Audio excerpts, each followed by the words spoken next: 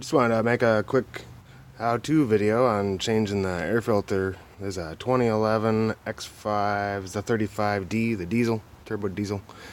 It's the E70. So it's a little hard to tell without actually removing it.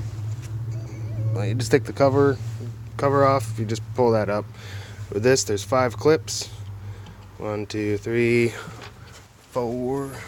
5th clip there, pry those back, and then however you want to detach the MAF sensor, I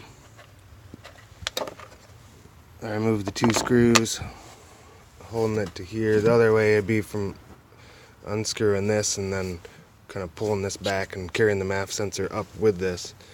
But then once you do that, you can pry it up. And the reason you have to undo the MAF sensor is because it's screwed into the top. It's to get air in from the side there.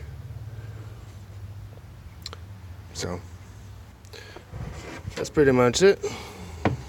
Set that off. Just pull the air filter up. Mine's pretty dirty, and it was more dirty on this side. Just interesting. That's all dirty in there, but that's it. I'm gonna do it in reverse. Put it back together. Hope that helps.